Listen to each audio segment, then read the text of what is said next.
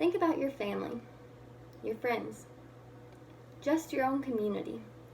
How do you feel when someone from one of these groups is sick?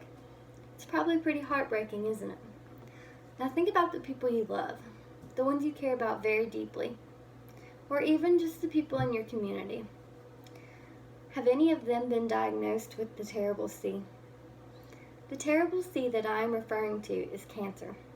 Cancer is a horrible disease that affects us all in some form or fashion, whether you face it personally or just someone that you care about has to endure it.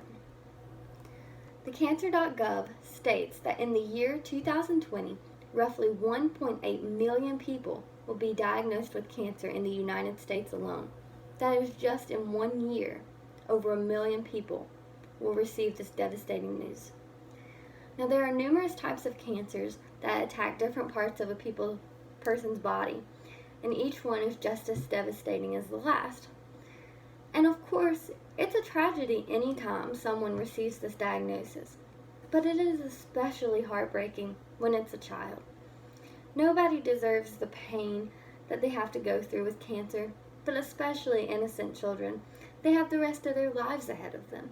They shouldn't have to be worrying about whether they're going to live. The American Cancer Society states that about 11,050 children in the United States under the age of 15 will be diagnosed with cancer in the year 2020.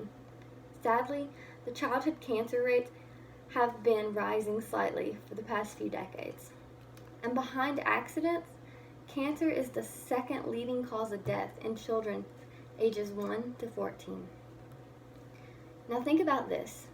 This is actually someone from my community, and for privacy, I am not going to use their real name. It's a young boy named Jack.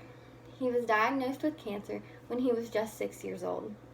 After going through treatments and getting what he thought was cured, his family thought that their battle with cancer was over. They thought it was in the rearview mirror, never to be dealt with again. But sadly, they were wrong. 5 years later, he began to have pain in his legs. His family took him to get checked out, and they soon found out that his cancer was back. The chemotherapy was not working, and he ended up having to have his leg amputated.